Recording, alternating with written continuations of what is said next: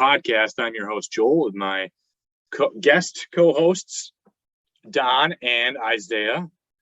You guys all have seen these people before. They've been here multiple times. Mm-hmm. Some of them are regulars at one point. And it's been a minute. It's been a minute, but it's good to have you guys back to talk some NBA playoffs. A lot of research went into this, but mostly into understanding how the play-in games work. Mm-hmm. So let's kind of start right off the game that's going on right now. Yeah. The Brooklyn Nets and the Cleveland Cavs. The winner gets to be the 7th seed in the East to face the Boston Celtics. And I believe the loser will play the winner of the Hawks Hornets play-in game for the 8th seed in the East, who would then play the number 1 seeded Miami Heat. So first things first, who are you taking with the Nets and Cavs as it is 17-10? No, 17-9. 17-9 with 6.5 left in the first. That's kind of where we're at. Well, yeah, like I said before we came on here, regardless of what happens in the first few minutes of this game, I was pretty solidified on who I was picking.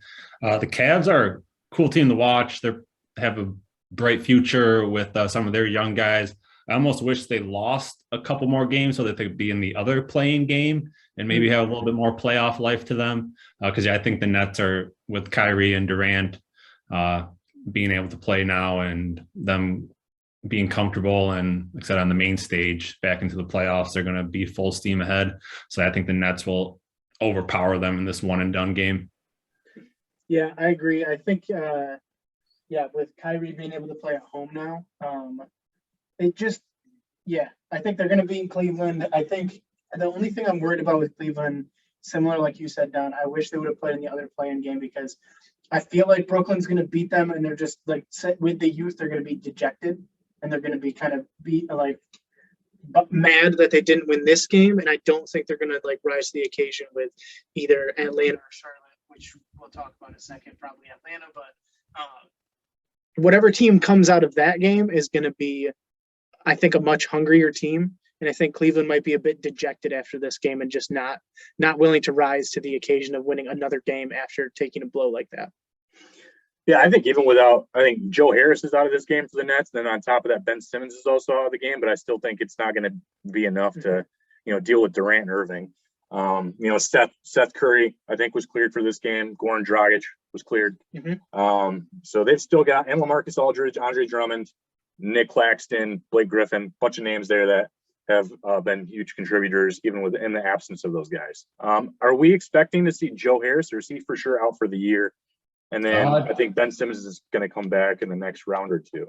Yeah, I believe Harris is done for. And then Simmons, I don't really have much faith if he does come back. I feel like they'll probably keep him out. I don't really see him, especially if they have to go to Boston the next round, being ready to contribute right away after taking as much time off and not even, being with a new team too. So completely unfamiliar with guys and rotations and stuff like that. Yeah. It's tough because they really need Ben Simmons. Watching them, especially even down the stretch, like in games they needed to win, they needed defense. And Ben Simmons is an all-NBA defender when he's healthy, and they needed it. They need someone who can, Kevin Durant with his length can defend if he wants to.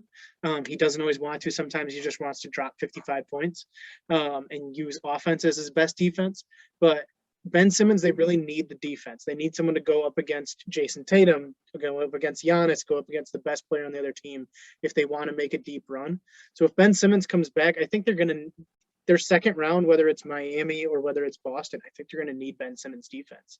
I think they're going to have a tough time just going bat to bat offensively with those two teams who can score. Boston a little more intermittently, but Miami and Boston can both put up points. And the Nets are going to need someone who can defend and keep those close games from just being a shootout, rather to win some possessions. Because I forget which game it was that I watched. I think it was against the New York Knicks, and they just couldn't stop them. Until the fourth quarter, and Kevin Durant just started scoring as many points as possible. They just couldn't stop even the Knicks. Julius Randle was just all over the place, and it's man, they just need that strong defender, and they're a championship caliber team with him. I believe, even though they haven't put it all together injury-wise. But I think Kevin Durant and Kyrie are going to get them into the first, like past this game, make it a good competitive first round, depending on who, or no matter who they play. It's just they need the defense. Yeah. Let's talk about the Hawks and Hornets game. I do have the Hawks winning that game. The Hornets' only contributing player with playoff experience is Gordon Hayward, and he's out indefinitely due to foot soreness. So Hawks are meanwhile are loaded with playoff talent, and so I think Trae Young, John Collins. I think I saw John Collins was a maybe for the playing game too. But DeAndre Hunter's been stepped up. Kevin Huerter can shoot. Clint Capella, always liked him as center. So I like a lot of even some of the depth that they have. Former Piston DeLon Wright, Bogdanovich, that's a key piece. And Lou Williams, he may be a little banged up too. It sounds like he's going to be out for the play-in game. Okay. But he's going to try to come back at some point. Yeah. I mean, John Collins has already been out for a month. He might, I don't think he'll make a surprise return. It's just especially with the Hornets, like you said, having Gordon Hayward out, they might not rush John Collins and Lou Williams back. Lou Williams is obviously 57 years old at this point, even though he's the best sixth man ever. But John Collins, they're probably going to want, no matter who they play in the first round, they're going to want John Collins. So they'll probably sit him for the play-in games and then have him come in for the first round, because I think they'll make it. I think they, like we said a second ago, I think they'd beat a healthy Cleveland team. Without John Collins, it depends. They're both, it's awesome to see the Hornets, the Hawks, and the Cavaliers all in these playoff games as these bright young teams, just having all these guys who are between 20 and 25 years old who are just full of energy and going out every game and playing their heart out. It's great to see that and see as much as the terms thrown on the future of the NBA on display in the play-in games. It just depends on how they're able to handle the pressure, how they're able to handle the injuries and the difficulties. And when, in this game, if Brooklyn goes up by 20 points in the first half, can Cleveland chip away at that in the second half? Same thing with the Hawks and the Hornets, since Gordon Hayward, the only seasoned vets out. If Trae Young is just loading it up in the first half, can they come back and make it a tough game? And then similarly with the second round of the play-in game, it depends who can rise to the occasion. That, especially with the play-in games last year, that's kind of what we saw was who can deal with the emotion and deal with the impact of it rather than just play a good game. Yeah, especially like I said, one and done, kind of have that sudden death. I think two big factors playing to this game, Atlanta being at home, they're a very good home team. Yes. And also that experience that you did mention, their little playoff run last season. Like I said, both great teams or young teams with the Hawks and the Hornets, so great futures.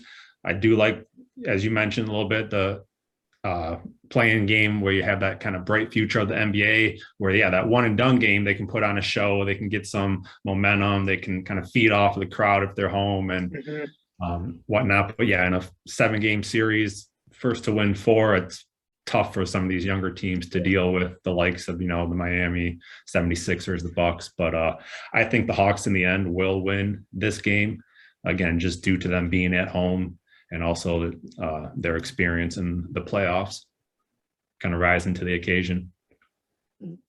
So that we're kind of in agreement with the Hawks turning into the 8th seed. So then they would have to play, assuming they beat the Cavs. Are they good to beat the Cavs? I think, to me, they're one of the hottest teams in the last few months. They have more playoff experience. So especially if Jared Allen isn't available to play and Colin Sexton and Dean Wade are already out, then Garland, Mobley, Markkanen, I think they're all going to be headed home earlier than they'd like to be. So I think the Hawks are just going to keep that momentum going. I think some of those young players just have that fire. And I think Isaiah already mentioned it, Cleveland's going to feel dejected, assuming they lose this game to the Nets. They're missing some key pieces. I think it's a little bit different of a team when you do have, Jared Allen and Colin Sexton on the regular rotation. But I don't know. I think the Hawks are healthy and they're extremely hot in the last few months. So I'm going to ride with them too in the next one. Yeah, the only thing I would, again, it should be a great game with two young teams going at it. It'll be in Cleveland, I believe, since Cleveland is the higher seed. So Cleveland home court advantage could play a role into it. Also, too, the Hawks, that as good as they are at home, takes away from, they're not the greatest team on the road. Also, They have one of the lowest defenses, or one of the worst defenses in the league too. So that could play a factor. Cleveland gets hot at home. They get rolling. And again, Trae Young goes cold. Could be a different story. But I think in the end, the Hawks, again, kind of riding that momentum of winning a game. We'll see how this one plays out. Maybe Cleveland hangs close and it comes down to the wire and they kind of feed off of that momentum going into it. But I think the Hawks overall will come out of the play-in games and eventually be the 8th seed once it's all said and done. Yep, I agree. Everything is in agreement. Yep. All right. Well, then let's get to this next game. And I'm going to say the Clippers Timberwolves. What do you guys think on this game? I like the Timberwolves. I just do not have any faith in the Clippers over the past 3 to 5 seasons. And they don't have Kawhi. They have play-in P now, but we all know how he does in the playoffs. T-Wolves are got another one of those young teams that playing games will benefit for them because they get a little bit of that playoff experience. They get some momentum. Again, depending on where they fall into the bracket, they may be able to survive a 7-game series because they're going to be playing another young team in the Grizzlies if they do win. But I do think that T-Wolves will beat the Clippers in this game. So you got Towns having an outstanding year, Russell, they just, like I said, they have a good core young guys, and their offense. I think I read something. I have the notes here somewhere. Got to go to the West. Their starting 5 is one of 7 starting 5s to outscore opponents by over 100 points this season, and big in playoffs because you usually, you don't use as much as your bench. So if those guys are putting up big minutes, they got some talent out on the court, and throughout the season, they've one of 7 teams outscore their opponents by that many points. It's pretty impressive. Mm-hmm. Yeah, I've got the Timberwolves over the Clippers as well. I think just despite being without Kawhi recovering from a torn ACL, Paul George is able to carry the load. He does have a history, but he's also going to try to play against that stereotype that he has in the playoffs or plans. I think Norman Powell and Nicholas Batum will also have to step up, but I think Karl Anthony Towns and Anthony Edwards have been a really great dual threat this year. And I think they're going to play themselves to that 7th seed. So I think that means the Clippers will have to face the number 1 Suns when it comes down to it. Yeah, I don't see. Yeah. I'm actually going to go with the Clippers. It's tough because they won 6 out of their last 7 to end the season, but before that run, they went on a 5-game losing streak. Like, they've just been so hot and cold. They've had 5-game winning streaks, 4-game losing streaks, 4-game winning streaks, 5-game losing streaks, like just all over the place. And like something that, like, just even looking from their basic stats, like the past 20 games, they've had like 8 different top scorers in those games. And I don't like teams that do that. Like, I like the same couple guys to be like leading in the points and the other guys playing their roles. When you have that many guys who are leading in points, it just seems like they don't know they don't know what they want the team to be. They don't know whether they want to be led by Reggie Jackson without Kawhi or whether they want Paul George leading the play. Because you have like Gerald Coffey, Marcus Morris, Robert Covington, Norman Powell, like all over the map with who is scoring the most points. And like some teams, like I think young teams, you want to see that, but like Ivica Zubac is pretty consistent. Yeah, Zubac, true. Younger teams, I think it's a nice thing to have that, like, because you could just see everyone's kind of like doing well, but like I just don't like it with a veteran playoff team. Like, I think you kind of have to just be like, okay, this is our guy who's going to score the most points. This guy's going to get the rebounds. This guy's going to assist. We're all going to like play what we need to play. So I don't like a lot of things about them, but I just think they're going to win. I've wanted the Timberwolves to be a playoff team and to do good for so long. I love Karl Anthony Towns. I think he has been like the new age of the big man in the NBA. his entire career. Like just the pure offense and like how much fun he is to watch and how good he can be at times. I love their uniforms. Their colors are great, even though some people don't like them. I like D'Angelo Russell because he left LA and then was better, which is hilarious. He was one of like the first guys to do that when they traded Brandon Ingram and all these other guys, and they all of a sudden just started to thrive outside of LeBron's shadow. And I think D'Lo was the first one, which is hilarious. I just don't know. There's so much veteran presence on the Clippers team, and I just think for one game, I think they're going to beat the Timberwolves. I do think the Timberwolves will win the second play-in game. But I think that the Clippers just have the veteran presence to be they won 5 in a row against 6 out of the last 7. They're coming in with some momentum. They haven't lost a regulation game since March 25th because the only loss since then was overtime to the Bulls. And they beat some good teams over that stretch. Milwaukee, Phoenix, Utah, those are good teams. Those are playoff teams. So I think they'll get it done for one game. I would love the Timberwolves to win, but I just think the Clippers are just going to I think they're just going to bug those young guys for at least one game and pull one off on them. You forget that Greg Monroe is on the Timberwolves. That's the difference. Yeah, okay. Sorry. So, let's go to the next game then here. Pelicans and Spurs. I had the Pelicans over the Spurs, but I think this is the closest playing game of all 4. I expect CJ McCollum to be the offensive firepower and for Devontae Graham and Brandon Ingram being the key to neutralizing DeJounte Murray in this game. So I think that's going to be the key piece as to why I'm going to go with the Pelicans over the Spurs. And I just, the Spurs have a few pieces, obviously, like I said, named DeJounte Murray. Behind that, I think I like 3 pieces on the Pelicans compared to like 2 on the Spurs. And I think in these kind of games, that's why it's going to be a close game. It could go either or. I feel more confident in the Pelicans in this situation. Yeah, I think in the end, the little bit of star power that the Pelicans have over the Spurs will benefit. And CJ McCollum, proven in the playoffs, he's been there before. So, yeah, I don't really have much on the Spurs other than Murray. I know they're high up in the assist category as a team, which is per usual as the Spurs. But like I said, in the end, when it comes down to it, if it is a back and forth game, CJ McCollum will hit some clutch shots. And I just think, and they also have Valanciunas, who's, had a title. So definitely some more experience there. So yeah, Pelicans will win. I don't think it's going to go far for them, as in my case, the Clippers will knock them off. Or no, they're done anyways. Like we said, we the most research we had to do is figure out how these playoffs work. So yeah, it'll be one and done for the Spurs. They'll be out. Yeah, I know the Pelicans are going to be without at least Zion for this first game, and I think it's still pretty questionable if he even comes in the next game. And in this situation, they play the Timberwolves, which is at least what we have. I know yours would be a little bit different than. Yeah.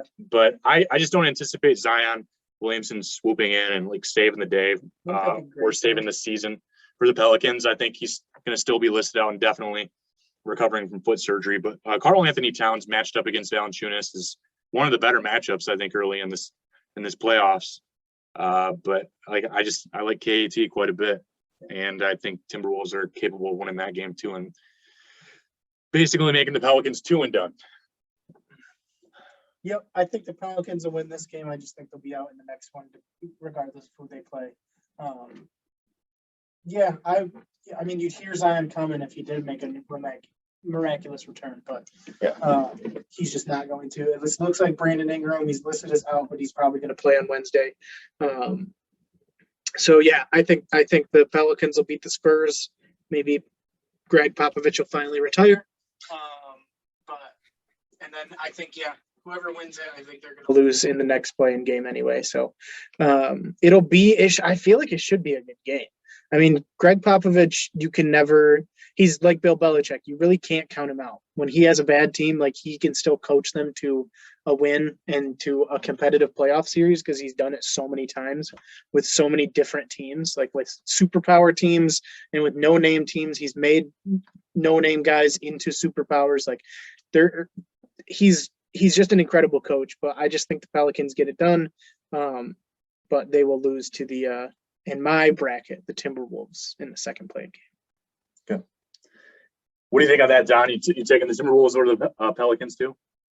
Well, in my instance, it'd be the Clippers because I have the T-Wolves beating the Clippers, and then the Clippers falling into that second playing game against the Pelicans. And yeah, I just think Clippers will overpower them with who they have on their squad. Even if Kawhi Leonard isn't back by then, I think they're kind of iffy if he's going to return at all. If he even wants to himself, who knows?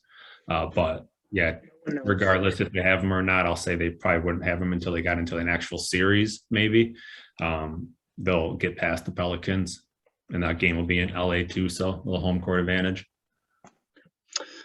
Well, then from that, I think we can try to go into this regular normal playoff system. Let's start in the East in the corner. Number 1 Heat over the number 8 Hawks is my pick. I think whether it's a sweep in 4 or done in 5, I'm almost willing to mortgage my home, and Don will help me, that the Heat will advance. Yeah, overall, Heat will advance. I don't see the Hawks giving them too much trouble either. Like I mentioned before, Hawks struggle on defense. So I think who the Heat are able to hit them with at different angles, whether it's Butler with some isolations, Hero getting going, and then even Oladipo adding to the equation as of recently.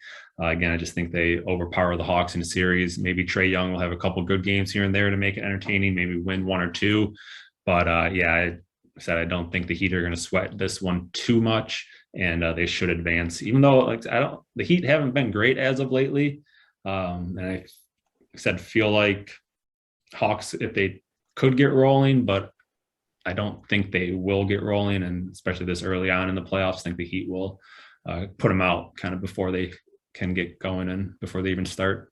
Yeah, the injuries I saw, Tyler Hero is day-to-day. Dwayne Dedmon's day-to-day. I know he's more of a role player anyway. And I saw PJ Tucker is pretty much 50-50 on playing. So, and again, PJ Tucker's kind of, again, that next man up, 6th or 7th guy on that team. But, Jimmy Butler, Kyle Lowry, Bam Adebayo is one of the best defensive players.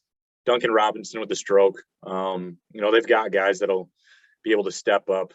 I think Oladipo is probably available.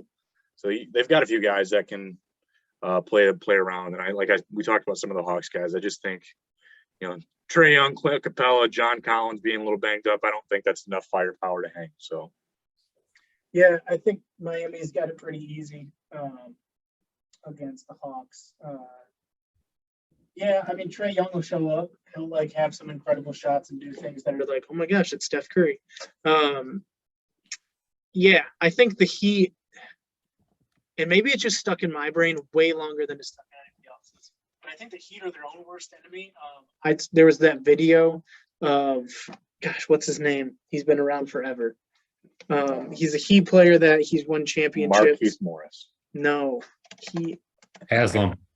Udonis Haslam almost murdered Jimmy Butler in the huddle in one game at the end of the game. And Eric Spoelstra almost got in a fight with Jimmy Butler.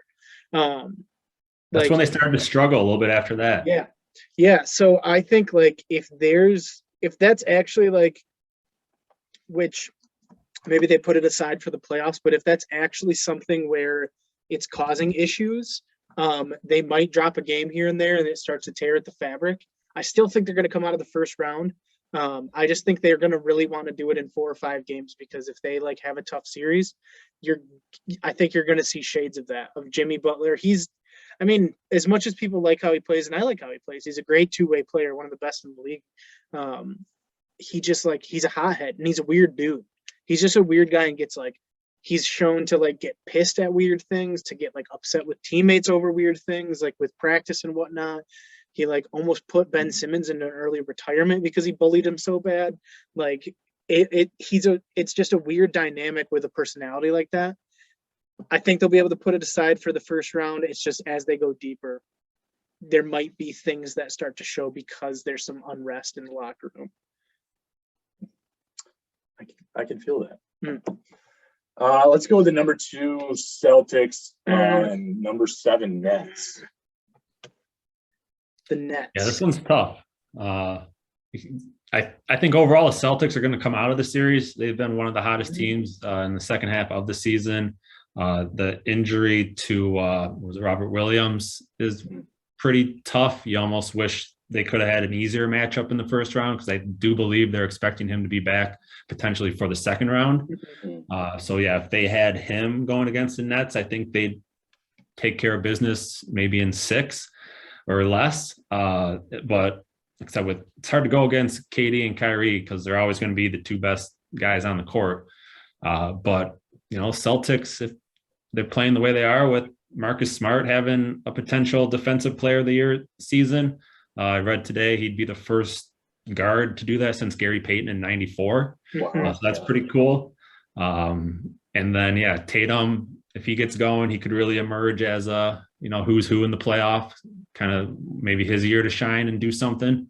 But yeah, not having Robert Williams is pretty tough, but I do think they'll be able to overcome it and get past the Nets.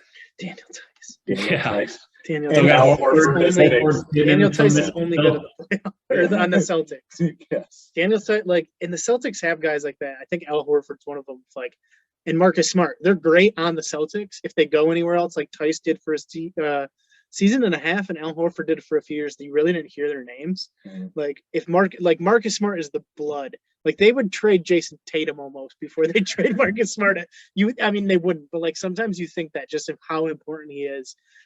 I've been wanting him to win a Defensive Player of the Year for years because I think it's him and Drew Holiday have been toe and toe with the best defensive guard in the league. And I've wanted one of them to win just because I think defense for the guard position, since you have so many high octane superstars in the guard position that they don't get as good of a rap as they need to. I think being as good defensively at that position is in some ways a lot harder than being a great defensive center. Because Rudy Gobert, that's what you do. That's you can't play perimeter defense in the NBA. Right. So the fact that Marcus Smart is able to still have a good offense with that, he can hit threes, even though they look ugly every time he puts up a ball, I'm that's missing, and he hits he'll hit 4 in a row some games. I really I love the Celtics. Have been my second team. I really don't in any other professional sport. I don't have 2 teams because I think it's weird when people do that. I've loved the Celtics since I was a kid because I loved Larry Bird and I loved those mid-2000 Celtics. Kevin Garnett, Paul Pierce. That's mid-2000s. Rajon Rondo. Yeah. Wow. They were just a ton of fun to watch. So I've always had a soft spot for them. I just think I'm banking on Ben Simmons being healthy and coming back during the first round. And if he does, I think the Celtics struggle too much. I just think the Celtics have had times during the season where they've been the best team in the NBA. After the All-Star break, they were incredible. There was the first 2 months after the All-Star break, they were better than they had a better record than everybody else, by far. And they started to drop some games that they could have won towards the end of the season. They had a tough schedule to end the season out. It's just there's also the Celtics that started the season and they were out of the playoff picture for bits and pieces there. Before the All-Star break, they were in the low play-in. So that team is still there somewhere. And I think if Ben Simmons is healthy, Brooklyn will kind of show that. And Brooklyn would be able to give them enough fits where it's going to where Brooklyn, I think, will go past them. If I'm picking Brooklyn, if Ben Simmons isn't healthy, I expect the Celtics to make it past them. I just think that the Celtics do have a great defense to go with their good offense. Marcus Smart will give Kyrie fits.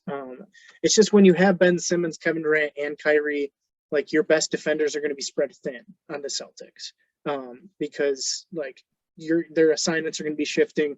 That's one thing Brooklyn's very good at is getting guys off of who they want them to be off of. They will get Marcus Smart off Kyrie a lot.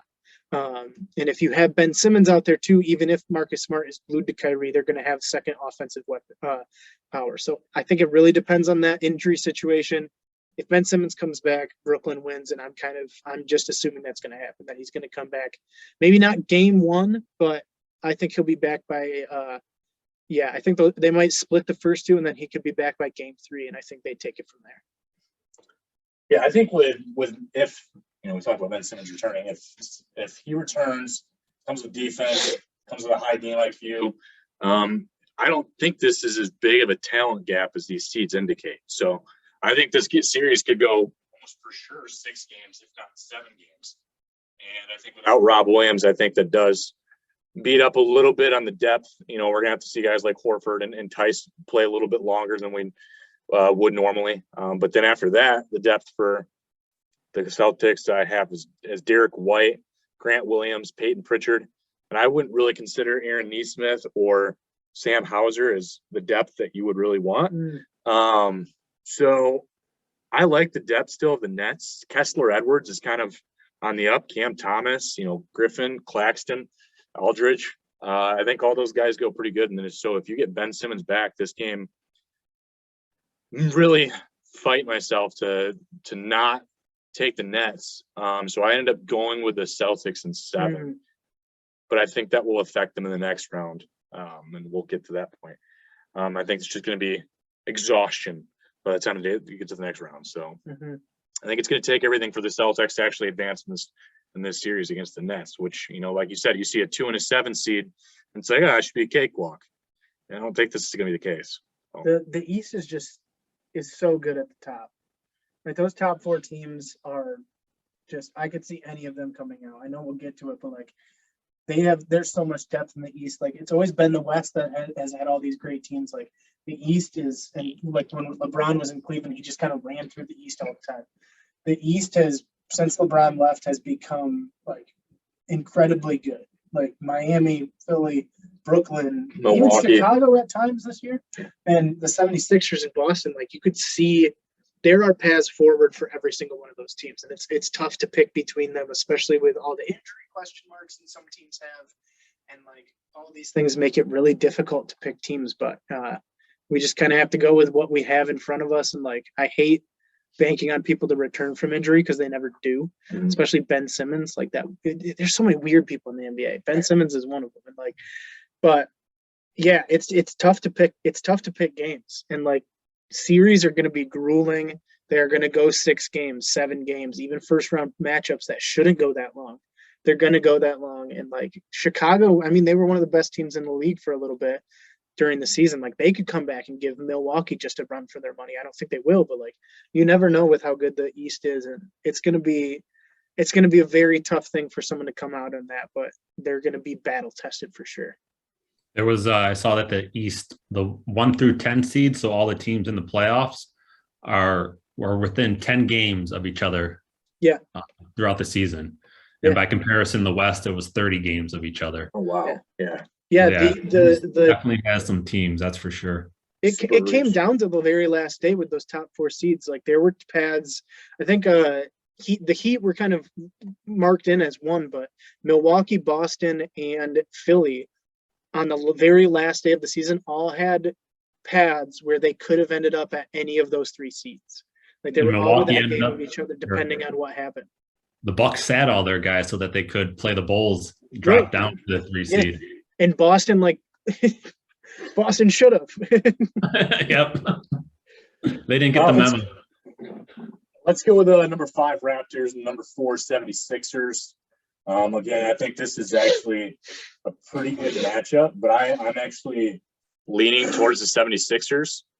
James Harden's firepower, Joel Embiid has been one of the best players in the NBA this year. And then you get Maxey, who keeps getting better every year. Tobias Harris, consistently solid. Tybal, I like him defensively as well. And I think the depth, if you check the NBA 2K22 ratings, the depth for the 76ers is almost all the way through 73 overalls, from like Niang to Danny Green to Shake Milton to Cork Maz, DeAndre Jordan, and then Paul Reed. All of them are 73s. It's loaded. And then the Raptors, they've got a couple solid guys named Fred VanVleet, Pascal Siakam, OG Anunoby. Scotty Barnes has been a really he's came on strong in the last bit as a rookie. Started off kind of slow. Achua is a good guy. Busha has been pretty solid. I like a lot of the guys on the Raptors too. I just think there's more firepower and the superstar power that the 76ers have that's going to get them past this first game. And I think if I'm going to pick a game total, I think the 76ers actually win this game in 5. Yeah, this is one where I'm rooting for the Raptors, but I don't think it's going to be enough to get them past the 76ers. Like you said, Embiid's been having a tremendous season, potential MVP, although I don't know. He doesn't have my vote, but definitely potential MVP season. But as much as they do have depth, they kind of don't, because when Embiid isn't on the court, they struggle drastically. Obviously having Harden there to create some of that offense is great, but in the playoffs, he hasn't really proven himself yet. So I think I'm rooting for the Raptors. I think it's going to be a better series than you think, Joel. I think this one could go 6-7. Also too, the 76ers won't have what's his name when they go over. Millsap is out right now. Matisse Thybulle can't play in Toronto. Yeah, Thybulle. They won't have Thybulle when they go to Toronto. I don't think that's He can't play in huge. I thought they blew that. That's why Irving can play. That's New York. Not New York, not Canada. And then I don't know what the crowd situation is going to be either. So, I mean, if you go to an empty arena compared to what you're doing in the States, again, it just plays into a little bit of a weird atmosphere. I think Toronto could end up winning all their games at home, and 76ers win all their games at home. So it eventually going 7. But yeah, I'm rooting for the Raptors. I do like their team a little bit better. Again, what they're working with, a little bit more exciting to watch. But, I should say in the playoffs, the superstars are more exciting. So I would like to see the 76ers and Embiid and Harden kind of see what else they can do in the playoffs rather than be sent home in the first round. But yeah, I think 76ers will end up winning this in 7, though. Yeah, I think I had 76ers in 6. I think, even though it's kind of a meme, the Matisse Thybulle thing is pretty significant. He's a great defensive player. I think he was top 5 in He'll odds. be first team all defense. That's for sure. I think he was top 5 in odds last I checked, maybe top 7 or so. He's great. He's a great player. He's a great young player. He's very important for that team to hold it down defensively, because James Harden does not. So you have to have someone other than Embiid to be a defensive core. I think there is a way, I guess, for the 76ers to lose. I just don't think it's going to happen. I don't think the Raptors have the firepower to match them. I don't think they have a way to deal with Embiid. I just don't think they do. As long as he's healthy, I just don't think they have someone who's just going to go toe to toe with him and give him problems. Him. Yeah. I think the Thybulle thing is bigger than people might realize. It's going to be weird. One of the things with Brooklyn is they had to kind of get used to not playing with Kyrie in New York, because it was every other game. The 76ers haven't had to get used to not playing with Matisse Thybulle because they played in Toronto twice this year. So they don't know what it's like to not have one of their defensive players on a regular basis. And they're gonna, for half the game, or 3 out of the 7 games potentially of this series. So I don't think it's going to cause them to lose the series. I do think it's going to make it more difficult for them. I think it's going to be a rude awakening in game 3 when they're just the crowd's weird and Thybulle's not there and things are weird, and you had to go into a communist country. That's just a tough thing to deal with. So I think that it's going to set them off. I think they might drop both game 3 and 4 in Toronto, but I think after that they'd kind of get their bearings about them, win in Philly, and then close it out in game 6. All right, let's get that last game here of the East, and that will be the Bucks and Bulls. Number 3 Bucks. Chicago Bulls is number 16. I'm taking the Bucks in 5, maybe 6. And again, DeMar DeRozan, Zach LaVine, and Vucevic. That's pretty solid 3 guys right there. Just don't really like the depth anymore for that. I think Alex Caruso's out of this game. Kobe White's day to day. And I think so. If you're already hurting on depth, losing those guys isn't going to help you. So I think Giannis, Drew Holiday, Chris Middleton, Portis. I think Grayson Allen's expected to be about 75% for this game. He's a little banged up too. I I like the depth too. Brooke Lopez, Serge Ibaka, they've got really good big guys even to step in if Giannis needs a 10-minute breather in a game. Yeah, I honestly think they'll end up sweeping this series. Kind of sucks that Lonzo Ball got hurt for the Bulls. That's when they were doing a little bit better and kind of had that hot team to watch, so to say. But yeah, they kind of fell by the wayside the last few weeks and kind of the end the season. And I think that given that the Bucks basically sat everyone to lose to get into a series with the Bulls says quite a bit too. And yeah, I was glad to see the Bucks do what they did last year and Giannis doing his thing. I think they're going to continue with a nice little run here as well. I do think losing PJ Tucker was a big hit to them, more so than, like I said, people may imagine. But I think they're primed for another run. Giannis doing his thing, having said another great year, MVP type caliber year, although I don't think he's going to win it either. But I do think they'll get past the Bulls very easily and probably in 4. Yeah, I think the Ball injury was a lot more. Ball, another one of those players that left the Lakers for better situations. Like he's been a lot more important of a player for the Pelicans and now the Bulls than people have expected him to be. I think like the joke of his family kind of makes people like when he does bad, everyone likes to laugh at him. So people forget that when he plays most games, he plays really well. He's very good defensively at the guard position. He's always contributing on assists and on rebounds and in the points department. Like he's always a consistent player and someone to rely on. And I think he really fit into the Bulls this year because he didn't have all eyes on him. Like he had 3 guys, Vucevic, DeRozan, and Levine, who were like the primary scorers around him, and he was able to be that facilitator and then lock down on defense, which is kind of what you want him to do. That's why he had some success in New Orleans as well, like with Brandon Ingram, with Zion, where he could kind of just be like, okay, I don't need to be the dude. Because like being drafted where he was drafted, LA kind of was like, okay, be the guy. And it's like, dude, that's just not his game. So it's a big thing. They've gone 5-10 in their last 15 games in the last month. They just really started to go downhill. That injury was a big part of it. They still kind of held together for a little bit in February after that injury, but it's just something where I don't think they can match Milwaukee. They don't have any momentum. I don't think. I think they're like even with some of the play-in teams, like the Chicago Bulls are limping into the playoffs. Like I think the past 2 months they've just been, we need to get to the end of the season and we need to not lose enough games to get to the play-in. Like let's just keep it together. Let's try to salvage this. Because going from as high as they were, like they were the number 1 seed for a while, all the way down to 6 in the short amount of time since the All-Star break that they did, that's tough and that's demoralizing. So I think, yeah, they ended. Right after the All-Star break, they had a 5-game losing streak. Like that's just terrible. They just didn't end the season well. So I think they're just kind of looking to hopefully make it a series with Milwaukee, maybe 5-6 games. But I really think they're looking towards next season where they're healthy again and can capitalize on that early season success they had this year. I don't think they're losing. I don't think they're losing out a lot. Like part of the fact that they haven't been good very long is like everyone's expectations for them kind of went down.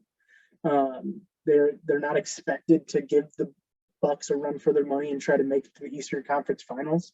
So I think what they're going to do is just like understand that this season had a lot of promise, no one expected the Bulls to be the number 1 seed for as long as they were and like in the top spot in the East. No one expected that. So I think they're going to retool for next year, get healthy, and just say, okay, like last year, just the situation didn't work out for us. Let's move into next year, and take that early season success of this year and do it for an entire 82-game season.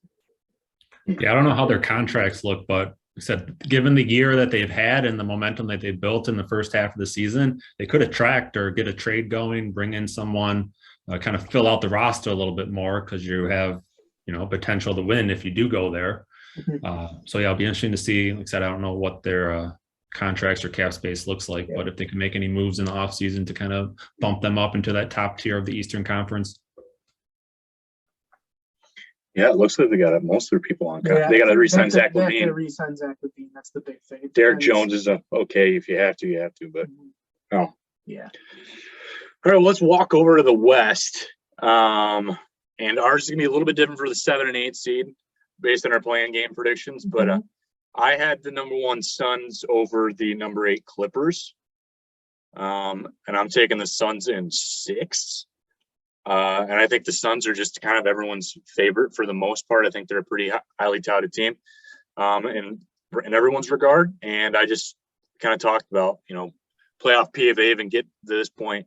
They're already squeaking it into the 8 seed. And Kawhi Leonard probably not come back still this round. I think they'd have to win to get Kawhi back. So I don't see it happening as the Suns of all teams.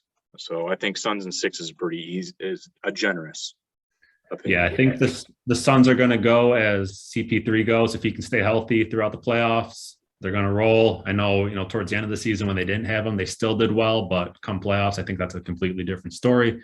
And they definitely will need him all throughout the playoffs and to be healthy and available. I think they get past the Clippers pretty easily because I just don't have too much faith in the Clippers overall. I'm not really a big fan of them anyway. So I would like to see the Suns get past them maybe in 5, maybe 6. But I think the Suns, so they're primed to make a run. It's going to come down to CP3. Although it is interesting with, Booker, who's really flying under the radar and having an amazing year on the best team in the NBA. I read a stat on ESPN. He averaged over 25 points, 5 rebounds, and 5 assists.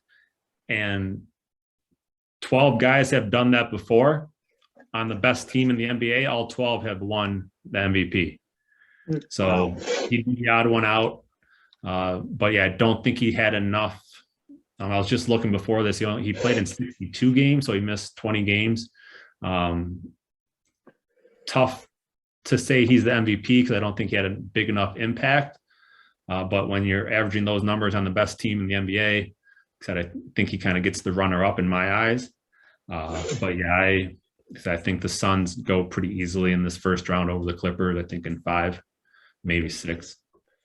Yeah, Booker's at number 4 in odds right now for the MVP, but it's a huge gap between 4 and 3, like massive gap. Like he's plus 10,000 in on Antetokounmpo's plus 800. Like it's a huge gap. Obviously, at this time of the season, like they kind of know who's basically going to win it, so that's why those guys are the finalists. So, but yeah, he had a quietly very good season. I don't think it really matters, at least as far as I'm aware, like who wins the play-in games in my bracket, because I think the 1 and 2 on the West are going to win. So I have Phoenix beating the Timberwolves. Phoenix is just, CP3's up there in age. He's got to stay healthy, but I don't see any reason like he hasn't been. He's older, so he has lingering things, but he really isn't dealing with anything where he's been out for multiple games towards the end of the season. So I expect him to just keep putting up 11 assists a game, for Booker to keep dominating on the offensive end, and for them to just be just like they were last playoffs, like an incredibly well-rounded team, someone that's able to take punches and then punch back, someone that they're able to keep it together defensively. They're not like gonna hold you to 80 points, but they're still gonna they have guys to throw at you, and they have a lot of energy off the bench, which helps so much in these playoff series. You need guys to come off the bench ready to play, and that can cause upsets in the playoffs. That can cause you to win games you shouldn't win, and the Suns definitely have that. So I think they have an easy time regardless of who they play in the first round. So I think it matters a little bit more. I'm taking the upset of the whole tournament here. I'm taking the Timberwolves over the number 2 Grizzlies. Oh boy. I was 50-50 on that. Yeah. I know it probably doesn't really matter after 10 games and they finally play each other, but right now pretty much half normal players for the Grizzlies are day to day, which will mean nothing in 10 days. But I don't know, man. I think some of those guys like Russell, Towns, Edwards, even Beverly, and I've seen Taurean Prince play pretty well. Malik Beasley, Jared Vanderbilt's played some solid defense. I think there's enough guys still on the Timberwolves that can hang. And obviously John Morant's capable of taking over a whole game. I think Desmond Bane, like a comeback player of the year, maybe. I don't know. He's done pretty well this year. I don't remember him doing that well last year. And Dylan Brooks, Jaren Jackson, Steven Adams, a bunch of guys that are pretty solid. And I think DeAnthony Melton's one of the probably six-man contender. So a couple of guys that I really like, Tyus Jones too, Brandon Clark. I don't like Xavier Tillman for obvious reasons, but yeah, I don't know. I feel like I need to have at least one crazy upset in this bracket, so I'm gonna get it over with right now and knock the Grizzlies out. Yeah, that was a toss up for me too. I think it'll be a very entertaining series. Two young teams. The Grizzlies are super young. Another thing I read today is they'd be the youngest team ever to make it to the NBA Finals if they did make it that far. I think their average age is just a shade over 24 years old, which is pretty wild. Yeah, I wouldn't be disappointed either way. Like I said, both these teams are pretty fun to watch. I think T-Wolves have a little bit more overall star power and a little bit more they can bring to the table. It'd be really tough. I'm not going to say it's impossible for Ja to run the whole series and to take over. I'd love to see that. He's awesome to watch, and the more that we can watch of him, I'm all for. But I do think the T-Wolves also will upset the Grizzlies. Again, I think they just kind of went into a prime spot where they can face another young team like themselves and get into a playoff series and actually make some noise. And so, yeah, I think T-Wolves are going to advance. Hopefully it's 7 games, so it's entertaining. Yeah. But I'm all for either team, honestly.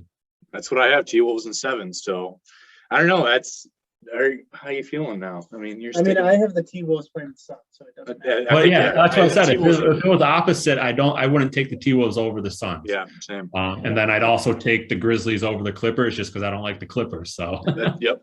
Yeah, so I obviously have the Grizzlies beating the Clippers.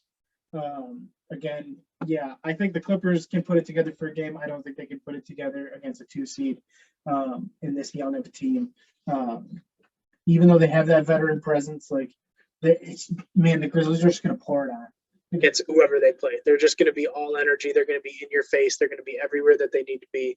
John Morant is going to go crazy. He is who I think is the most exciting player to watch in the NBA. Obviously, Steph Curry on certain nights is must-watch TV, but John Morant is like, oh, he's playing. That's going to be a great game. I think I like the composition a bit of the Grizzlies team. Dylan Brooks had a really good performance, I know, in the first round last playoffs, and he's shown flashes in the bubble. I think it was the bubble where Dylan Brooks, everyone was like, oh my gosh, Dylan Brooks. Yeah, Desmond Bane has definitely been like a breakout player of the year. Jaren Jackson Jr. is still there, putting up good numbers, playing decently consistently. He's still yeah, a lot of people thought he was going to be a lot better. I thought he should have been better. He hasn't, but he's been good, and he's young, and he's energetic. I love Steven Adams on that team, even though he's only 28, even though he feels like he should be 28. Yeah, really? He's 28, and he feels like he should be 35. Because his retirement was coming. He was on the Thunder for so long. Mm-hmm. But I just love having him as a core for any team. Just a consistent guy. You know exactly what you're getting from him. You're getting double-digit rebounds. You're getting decent defense, even though he can't play good switch defense, depending on how speedy the guarded that he switched onto is. But he's just there. He's there to put in alley-oops. He's there to put in little quick pass buckets. He's there to leak. I love Steven Adams, and maybe it was the coaching in Oklahoma City, but he could just make a backdoor cut like anybody. Take 2 steps over because he's so big, and he's just there for the bucket. And John Morant has been really good at seeing that.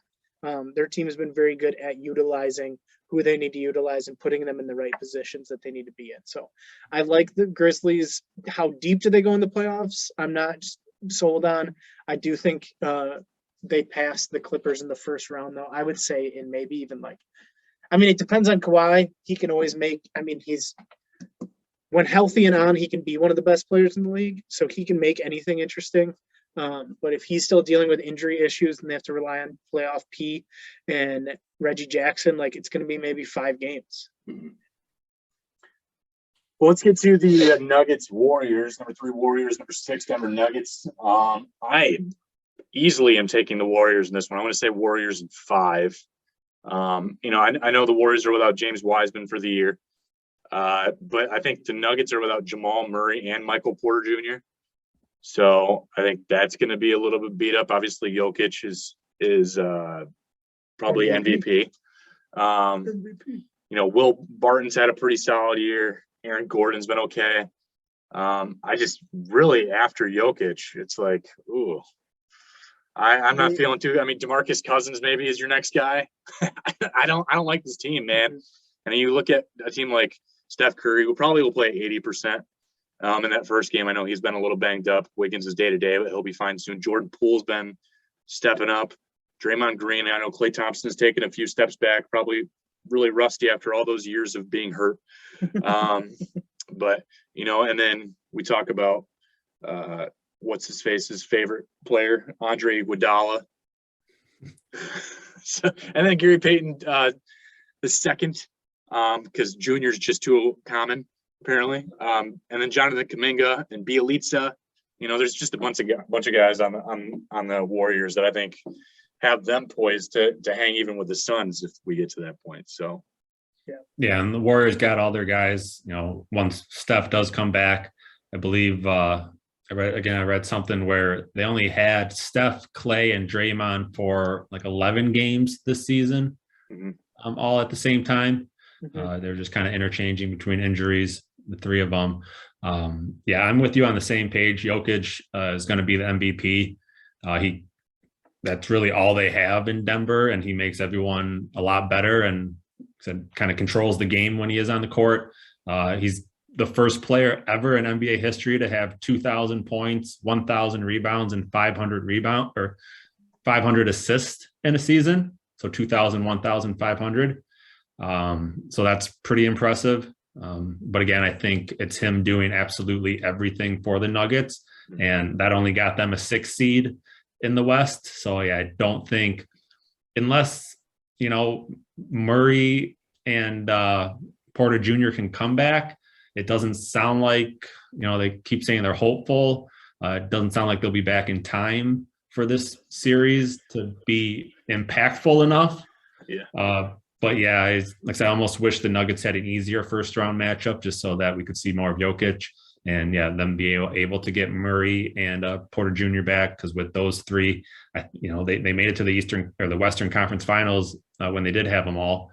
Would love to see them be able to play again. But yeah, I think the Warriors are going to get back into form and make a little run here and get past the Nuggets. But hopefully it'll be a fun series. But I think the Warriors overall are going to get out of this one pretty unscathed. Yeah, I think the Warriors will take it. We've said it on this podcast for the past couple of years, like Michael Porter Jr., I know I've said it. Denver Nuggets ceiling is Michael Porter Jr.'s ceiling. Like if he can be what people thought he was coming out of high school, like the next Kevin Durant, like when he's healthy and he's on and he's like, obviously you have Jokic, but like if he's like one or in the top 3 in scoring, like on a regular basis, they like the sky's the limit for them. It's just his injury concerns that he's had his entire career since high school. His difficulty with his consistency because of those injuries concerns that just don't allow them to be as good as they need to be to make a deep playoff run. The Warriors, like they're on the good side of the injury bug. Like Steph Curry's going to come back possibly for game 1, maybe not. Andrew Wiggins should be playing. And the Warriors, like more than really, I think any other team in the playoffs, like have the most untapped potential in regards to this year. Klay Thompson's only played 32 games. Draymond Green's only played 46. Steph Curry's been out for almost 20 games. Like they haven't showed their full potential. They haven't showed what they can be when they're all on. Like in like as much as they don't have Durant from this couple of championships runs, as much as the team is different and a little bit older, and as Klay Thompson's gone through 2 years of not playing basketball, like they're still the Warriors with Steph Curry and Klay Thompson. Draymond Green playing like a crazy pit bull on drugs. Like he's just everywhere and in everyone's face and defensively can guard 5 positions. Like when they don't want have to, Iguodala though. Yeah. Oh, what? When they're on, they're on. You know, like when they are clicking on all cylinders, they can play as good as any other team in the league, no matter what the year is. If Steph Curry is hitting stupid shots where you turn the TV off because you're just like, I can't watch this, and Klay Thompson is being the best second fiddle in the league, in maybe league history. I know Scottie Pippen might have some things to say about that, but like they can go toe to toe with anybody, and I don't think Denver's going to slow them down with being as banged up as they are and as being just wishy-washy this year as they have been. Yeah, and like you kind of said, they have that untapped potential, it almost feels like, because they were going through the injuries, kind of stumbled through the season, and they still wound up with the 3 seed in the West. So that says a lot. And on the other end, Jokic had a one-of-a-kind season, and that only got them the 6th seed. So. Yeah, if the Warriors just won the championship this year, everyone would be like, well, yeah. Like, it wouldn't be like Curry's the best, yep. Yeah, it wouldn't be like Memphis winning or like Chicago winning or something. Timberwolves, baby. Or Timberwolves or whatever. Like even 76ers, like some of the teams in the West, like, oh my gosh, they really like put it all together.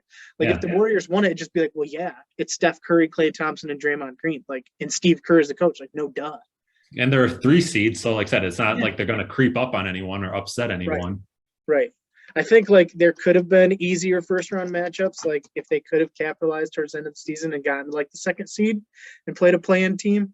But I think they really lucked out even with Denver, like with them only really having Jokic, who's just, I mean, a madman, but like, again, Draymond Green gives everyone fits, and he will give Jokic fits. He just will.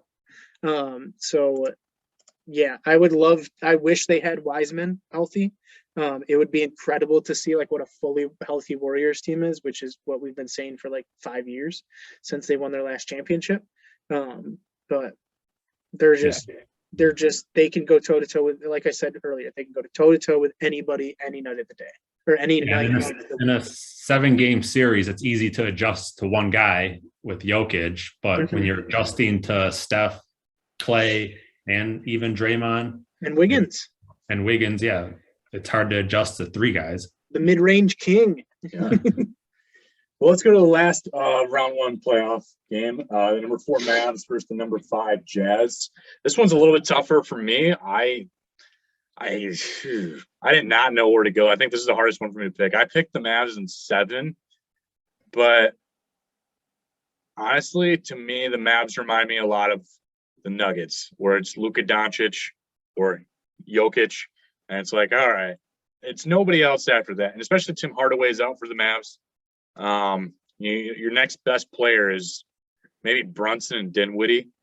I don't know, man. I'm not super sold on that. And then with the Jazz, you at least get Donovan Mitchell and Rudy Gobert and Bogdanovich, Mike Conley. Still has a pulse. Yeah, and then Jordan Clarkson's one of the best 6-man players in the league. Rudy Gay is still there. Hassan Whiteside, as other guys. Like, I like a lot of the Jazz. It was tempting to take them, but I'm like, I think the superstar power of Doncic at least just barely squeals and passes in 7 games.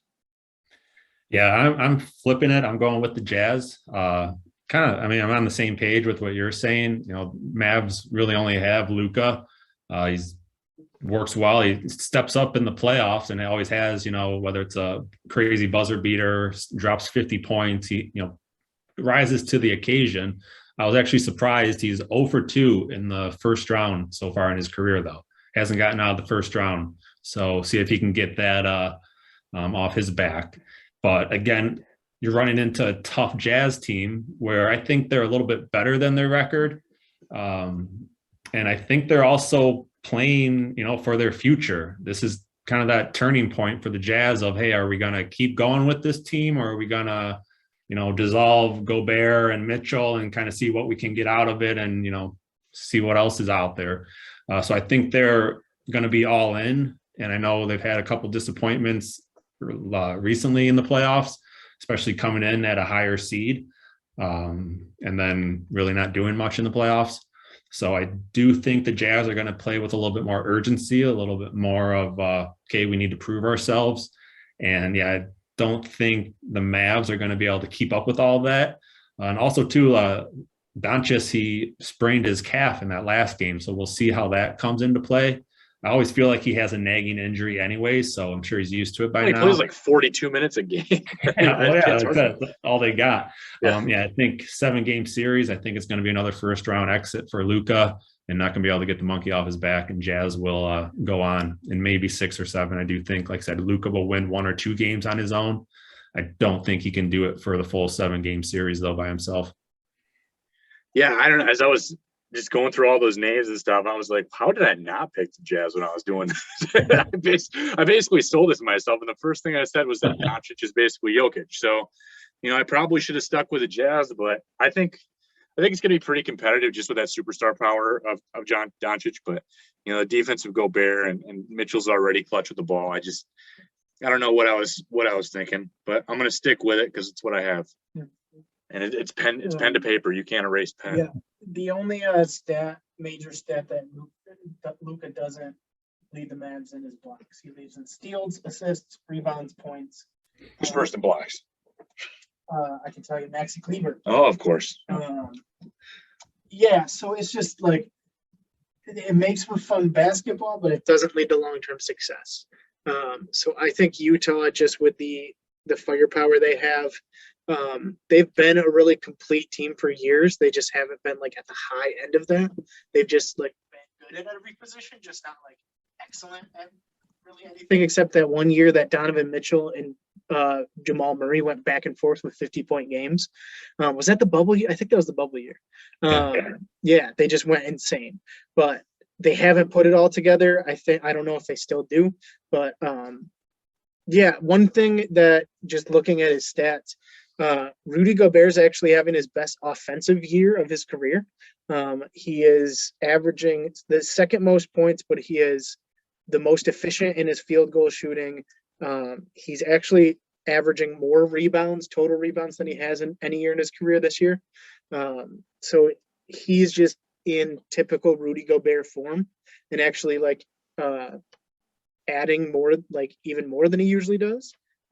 Which you want out of a guy who he's got the defense and he's always going to be there in the middle, but to see that he's upped his efficiency in field goal shooting and his point totals, that's a great thing to see. And that's kind of what you want to see someone his age, if he's developing those skills in this point in his career, that's a great thing to see.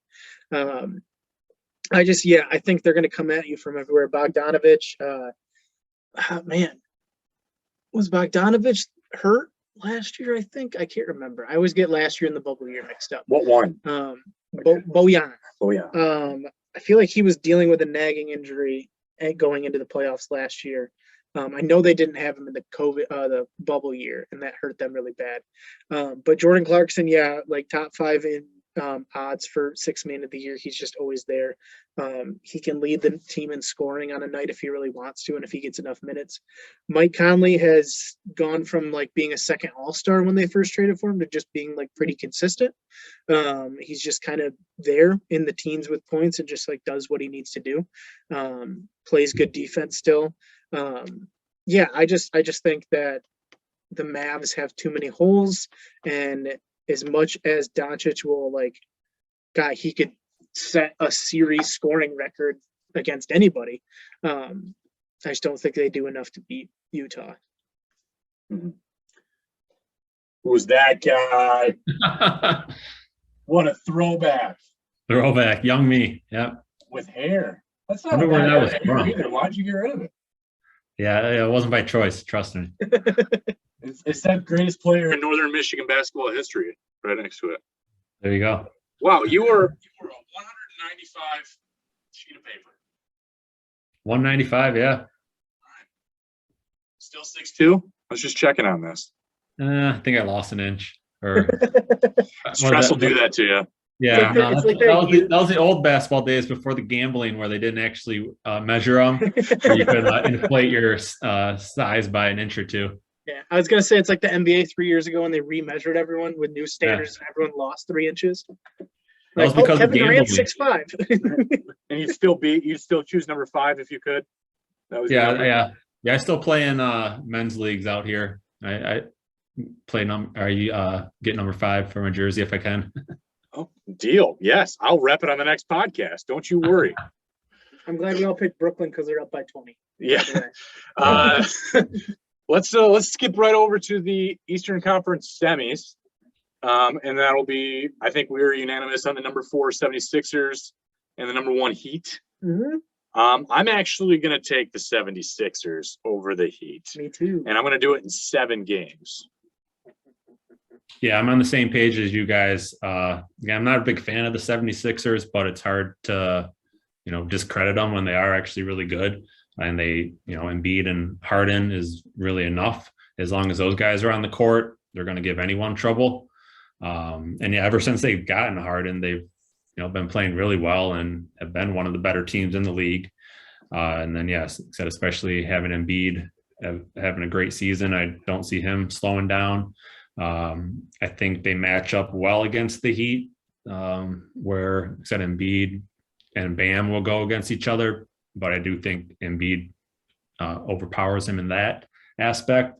Harden and Butler kind of going at each other. I'm going to give the nod to Harden. And I just think, 76ers having a good year, their prime, ready to roll into the playoffs. They've been kind of that team the last few years that hasn't been able to get over the hump. They ran into the Bucks. They ran into the Raptors. They always just ran into the teams that end up winning it. But I do think they're going to, come correct and get past the Heat. I'm thinking maybe 5 or 6 games, maybe 6. But, yeah, in the end, 76ers will come out of that one. Well, and Isaiah already kind of alluded to it, even with their first game that the Heat have to play, that it's going to take a little bit to get in their own head. And then, they're already going to start ripping away at pulling that thread. And I think it's just almost a matter of time. And that Embiid and Harden's going to frustrate the living dickens out of them. So I think it's just it could be a game that's done in 5, honestly. But I'm going to say 7, just as highly touted as the Heat have been for most of this year. Yeah, I also went with the 76ers. I think that James Harden finally realizes he's not the number 1 guy on his team. Like, we've all known that for years, but James Harden has not known that. There were times last playoffs when they were playing Milwaukee, when he got healthy again, and he was just like, I'm better than Kevin Durant, and just threw up bricks.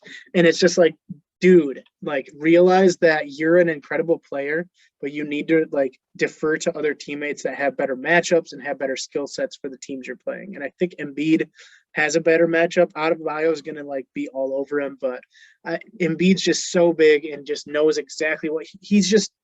The thing about Embiid is he knows what he does better than everybody else.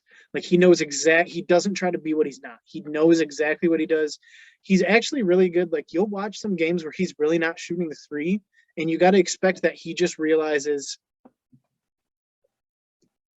okay. Sorry, Grand Rapids public safety alert. Yeah, with the boil water alert. Yeah, good thing I don't live in this terrible place. I do. But Embiid, he used to shoot a lot of 3s and try to get his 3 going in a lot of games. You'll see now, there's games where he really doesn't shoot that many because he just realizes okay, I'm just going to be in the post tonight. I'm just going to be down low because I'm not feeling my shot, or I don't need to because of the matchup. And then other nights he'll put up 10 threes and just be yeah, okay, maybe not 10, but he'll put up a handful of 3s and just be well, we're good with this. And that's one thing that Embiid has that I hope Harden realizes is know your role. Know what you're expected to do with this team. And if he does that and works well with that, I think they move past Miami, not comfortably, but in 6 games and maybe 7 games. I think they get past that second round hump that they've run into the past few years. I think they move into the Eastern Conference Finals, and the process is finally trustworthy again. And Thibault won't have to deal with the vaccination stuff. I just think that I don't think they're going to have a terrible time in the first round. I think the 76ers are going to be well rested, have a full roster. I just see them coming out of that matchup. But then again, Miami has surprised me the past 2 years. Or not the past 2 years, sorry. The year, see, I get 21 and 20 mixed up all the time. They got swept last year. It happened so fast, to be honest. It's hard to believe. But yeah, 76ers. Woo! Well, and let's look at the. I think were we different on this one? Because I picked. Or no, we weren't. Were we? Mm-hmm.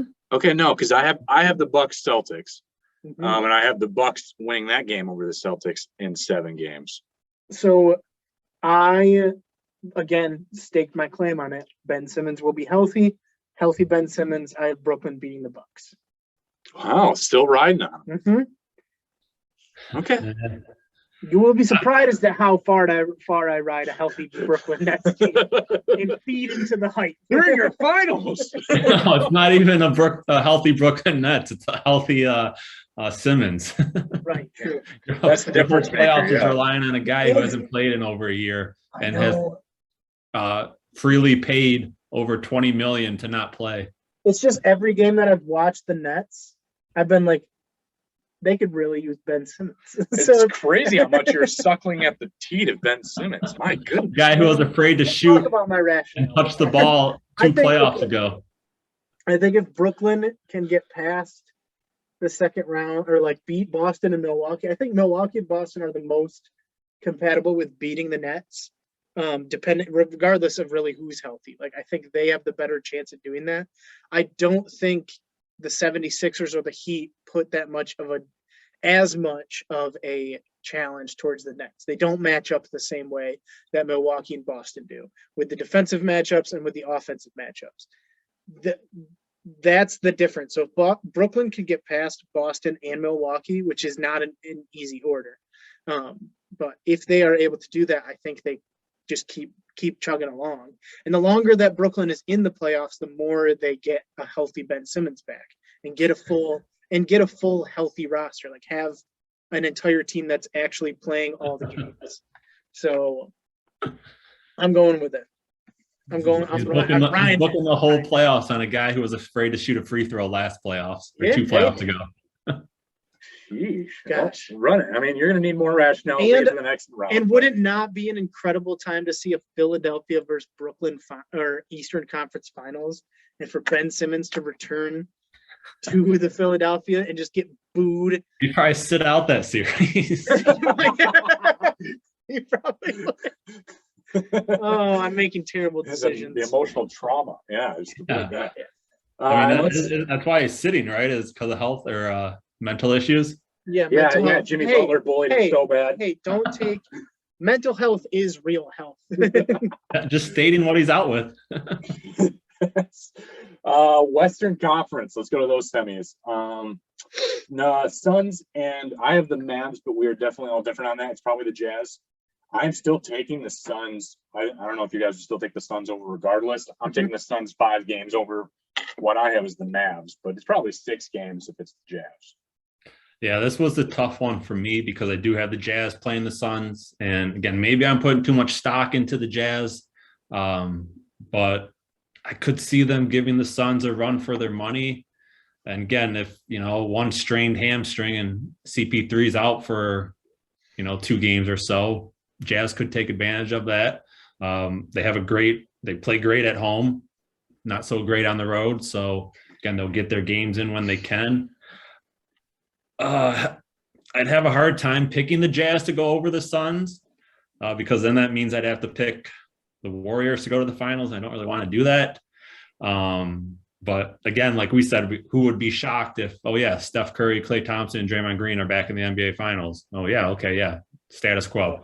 But I'll go out on a limb. I'll take the Jazz over the Suns. All right. I'm picking the Suns. They're just a very complete team. And like I said, when we were talking about Utah, like they have great players at each position or good players at each position, but they just haven't been able to capitalize. They haven't been able to go to the full extent of what a lot of people think their ability should be. And I don't know why this year would be any different. It's kind of my rationale. Like, could it be the year that they just are realized like, oh yeah, hey, we're a good team. Yeah. But like, I just don't see why, like, especially that's a tough, like playing an away series at Phoenix, like playing only having 3 home games, like that Phoenix crowd after last year of going to the finals is going to be loud. Like we saw it last year when they played the Lakers and then the second round and like all the way to the finals. Like that Phoenix crowd was crazy, and they are going to like the Phoenix feeds off that really well. Like they have enough youth where they like really get energetic still off the crowd. Like that's one thing with youthful teams you always got to watch. Like we talked about it with Atlanta, we talked about it with Cleveland. Like them having home games, like those young players get just fired up. And Devin Booker just being like that homegrown guy, like if he is just going off and scoring 30 plus points in games, like Phoenix is just gonna feed on that and drown Utah out. And that's one thing that Utah has had troubles with, is like that mental toughness. Like Donovan Mitchell has had games where like he's been in away playoff games where it seems like the crowd is really getting to him. And like they have had some issues with that in the past. So I think Phoenix playing the crowd game, just having like they're both really, really well-rounded teams playing each other. And it could go either way. I just think the Phoenix Suns, they like after losing last year and being as close as they were, like they are not going to let the Jazz and a team like that get in their way. Like it's going to have to be a very, very good team like the Warriors to get in Phoenix's way. Yeah. I immediately regret my pick too. So I'm going to stick with it. I'd love to see CP3 get a ring. I think he's well-deserved and would be an awesome moment in NBA history, honestly, with all the stuff he's accomplished. I just kind of icing on the cake for him. But yeah, I don't know. We'll see a little shake up with the Jazz. I'll stick with my initial pick. Pen to paper, man. And I think the Suns are in their last window because they have future Detroit Piston DeAndre Ayton. That's going to be a big thing. And then on top of that, you get like Jabari Smith. And then this team is complete and they're poised for NBA Finals in a year or two. So Pistons? Yeah, the Pistons. Heck yeah. Pistons are coming. Pistons are coming. And it's like the British are coming, but it's the Pistons this time.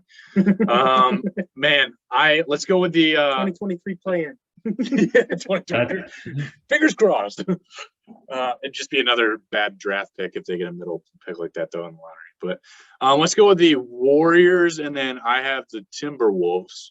I'm going to pick the Warriors over the Timberwolves in 5 games. I'm picking the Warriors over the Grizzlies. Okay. Yeah, I'm the same way. I'm picking Warriors over the Timberwolves. I think it could be a series. I don't think it'll go 7, but I don't think it'll be a sweep either. Probably, like I said, 5 or 6, depending on how the ball bounces here or there. But yeah, it's hard to bet against the Warriors when they're going to have a full staff. Yeah. I think we're kind of just in agreement with this. The Warriors are going to be, we talked about the team that probably could win this whole thing, and no one's been like, all right, yeah, it's good. Yeah. Good job. You won another one in the last, 6 years. Good for you. Let's skip right over the Eastern Conference Finals then. The nitty gritty, number 4 76ers over the number 3 Bucks is what I have. And I have that in 6 games, the 76ers winning. I think you guys can guess what I have. Oh, the Brooklyn Nets. The Brooklyn Nets over the 76ers. Yeah. Well, I have the 76ers and Bucks in the Eastern Conference Finals as well, but I do believe the Bucks are going to stay on top of the 76ers. And yeah, I'm just really impressed by the Bucks in the playoffs. They're a tough matchup with Giannis. I do believe that PJ Tucker, them not having him is huge. He's great to have in the playoffs on defense, and I know he hit a few big shots for him last year. But I just think Bucks, this is what they're made for. This is what they have their focus on, and I think they're going to repeat as well. I think they're going to win it. So getting past the 76ers is just another step in the way to another championship. And I think they're going to be able to do that. I do see it going 7. I think it's going to be an awesome series. But yeah, I think in the end, the Bucks are going to overpower the 76ers. Can we just imagine, I know I'm crazy with the Ben Simmons takes, but can we imagine how much fun it would be for Philly and Brooklyn to play in the Eastern Conference Finals? My gosh, would that be incredible? You have a lot of star power. Yeah. But just like not only the star power, but like the whole Ben Simmons thing. And the Just gotta hit all the Ben Simmons. And the James Harden thing. Like I know you're letting the Ben Simmons overshadow the James Harden too. I didn't know you loved Ben Simmons so much. I don't. That's just booted Harden to the curb. So have him be able to get revenge on them. They made the blockbuster trade of the past like 3 seasons, like one of the biggest trades that's happened. A superstar for a superstar. Like everyone was like, who's gonna win? Who's gonna end up being the one that won this trade? And like if they were playing in the Eastern Conference Finals, like in fully healthy teams, like it would be awesome to see like that go back and forth and be like, oh well, this game the James Harden thing really worked out. Oh, this game the other trade worked out. Oh, this game like back and forth, and like the crowds would be crazy. Like those teams, Kevin Durant and Joel Embiid hate each other. They hate each other like almost as much as Joel Embiid hates every other player in the NBA. Like they hate each other, and it's so much fun to watch them go head to head. So you have the Nets. I do have the Nets over the 76ers. Okay, good. Yeah. All different then. That's good. Let's go to the Western Conference Finals. See if there's any more parity in this. I have the number 1 Suns over the number 3 Warriors, and I have that going 7 games. Yeah, I stupidly picked the Jazz to beat the Suns last round, so I'm going to have to say the Warriors will get past the Jazz in this round. I think it might be one of the cases where the Jazz put everything that they had into beating the Suns, and the Warriors, had to knock off the Nuggets. They had to knock off the T-Wolves, so kind of cruising along and not really, having too much strain. Mm-hmm. But if it was the Suns, I might pick the Suns over the Warriors, but I'm sticking with what I have on my bracket, and I'll say the Warriors going back to the finals. I am picking the Warriors over the Suns. I just changed it just now because I thought of this. The ghost of Christmas past, who has always been there in CP3's way when it comes down to it, it's been Steph Curry and the Warriors. Except for last year, that was a fluke. But every year when he was on the Clippers, no matter what he had behind him on his team, no matter how good they were, the Warriors were there to spoil things at the end of the year. They were there to just poo-poo everything that CP3 was doing to make a Hall of Fame career and just be in his way. And it's just chef's kiss poetic of just like the Warriors getting in his way one last time, him retiring and not getting in the Hall of Fame. He's going to get in the Hall of Fame. But just like, I could just, it's just poetry. You can write it. See, I'm not even doing this for CP3. I'm doing this for JaVale McGee, who's trying to win his 4th championship in 6 years. It took Shaq 7 years to win 4. JaVale McGee, baby. Where does he play? JaVale McGee is on the Suns. Yeah. He is? Yeah. What a guy. Yeah. I don't know. Yeah, and that's some solid depth, man. Depth. I got Shamet and Craig and Holiday and Payne and Johnson. Like, I like those dudes. That's gonna get them there. I'm feeling good about it. So yeah, that's my finals is still the number 1 Suns over the number 2. No, wait, hang on, that's not what I had. I typed in the wrong team. I have the 76ers. Okay, Yeah. I have the number 4 76ers. So the Suns over the 76ers in 5 games. Yeah. And I don't know how I feel interesting about that, but I did, like I said, I did it for JaVale McGee. He has to do it. He has to prove he's better than Shaq. GOAT. Yeah, and that'll be complete. I mean, this year's been pretty interesting because other than the Suns were 8 games ahead of the 2nd seed in the West, but they never really made too much noise. They didn't really have too crazy of a season, except they don't really. Their star is flying under the radar with Booker. But yeah, I wouldn't be surprised if they won it, nor would I be disappointed with CP3 getting a ring finally. My finals is the Bucks over the Warriors. Again, I just think the Bucks are tuned for the playoffs, and Giannis is kind of stating his reign in the NBA right now, and this is his time to shine. Probably could win. Like I said, he's in the conversation for MVP, maybe even in the conversation for Defensive Player of the Year again. So yeah, I just think him adding a 2nd title to his name is just putting even more notches on his belt to what he's been able to accomplish. And yeah, I don't really like the Bucks either, but it's hard to discredit them. But like I said, it'd be cool to see Giannis keep winning. I do like him. I have The Brooklyn Nets finally losing to the Golden State If you had Ben Simmons take this, Is that because Simmons is out? Ben Simmons is MVP. No, Draymond Green is going to bully Ben Simmons into retirement. He's going to finish the job Jimmy Butler started. He is going to call him soft, and he is going to foul him 50 times a game just to make him shoot free throws. No, I have the Warriors just like as honestly, I picked it as we were talking. Like, It just felt man, right. it's just going to happen. Like, it's just like all those years where they were at the top of the league, and like everyone's just like, it can't be the Warriors again. It's like, oh, it's the Warriors again. Like, it's just going to happen. And it's probably not going to happen, in all honesty. It's probably not going to be the Warriors hoisting the cup. Probably not. Probably not the Warriors. They don't slip on the ice first. They're not going to hoist the Lombardi Trophy at the end of the year with the pennant. But again, like, and no one would be surprised.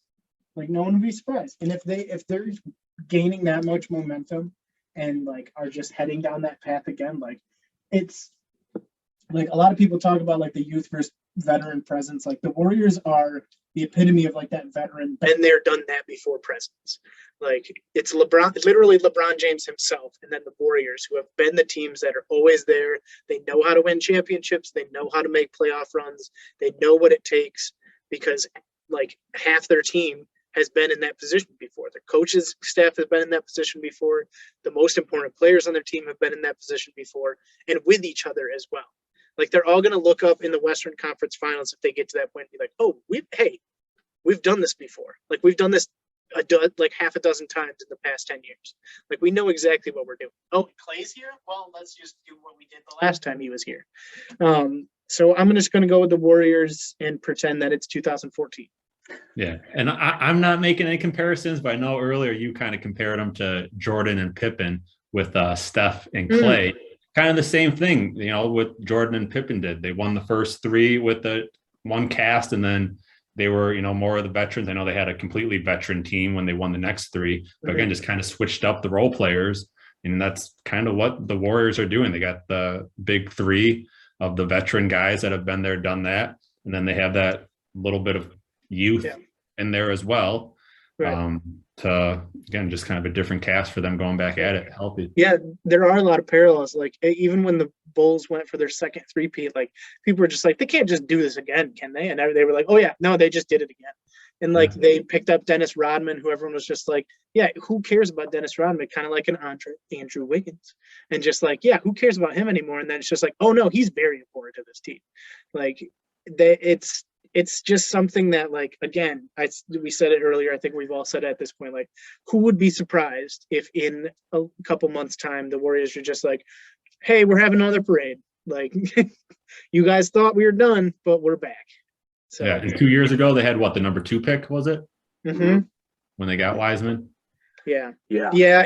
I'd be a much more convinced with that pick if Wiseman was healthy. Like, as young as he is, and as like much as he hasn't been there before, he's been a very important player for them when he's healthy. But still, like, Draymond Green holds the entire team down defensively, basically, and then Steph and Clay, Steve Kerr. Like, it's just, hey, we've watched this movie before. Like, we've all read this book before. It's just the way it goes. Well, there you have it. The most thorough NBA playoff preview, more thorough than Bleacher Report. I just think they've got nothing on us now. So just definitely money. Appreciate Don putting in the overtime tonight. Definitely check out the Don of Real Estate back there, the Buscar Group, for all your housing needs. I don't know if it's the time to sell or if it's the time to buy. What do you got on that, man? It's both, honestly. Homes are selling for a great price. Buy now before, you know, rates get a little bit too high and homes continue to rise. So buy now so that you get gaining and riding that wave so that you can sell later. So it's a great time to just get involved in the real estate and do what you can, honestly. If you're not looking for a house, Don's still a great follow just for his TikToks alone. All very creative. Very much enjoy your work. Thank you for your insight and being our own personal ringer reporter. Yeah, no, I appreciate it. We'll see how it plays out. We'll see who's right. If it'll be one for the ages if it goes into the Ben Simmons show, and then all of a sudden in Can the you finals, he's imagine? nowhere to That'd be be found. And So we'll I have you, almost get you want that back. one to play out more. Mhm. That would be something. If it happens, someone owes me a beer. I'll buy you a beer just for funsies. Yeah. So we'll get you on probably mid-June. I believe the NBA draft will come on then, and I think we'll probably want to do our top 10 mock draft at least for the NBA draft coming up, especially because it's going to be another very important pick for the Detroit Pistons, guaranteed top 6. So Yeah, I'd be excited to talk about the Pistons and where they're going, because I think their future is bright, and I do think we'll see them in a playoff game very, very soon. yeah, bright things ahead. We'll talk to you in mid-June then, man. Appreciate you. All right, have a great night. See you guys. Yep.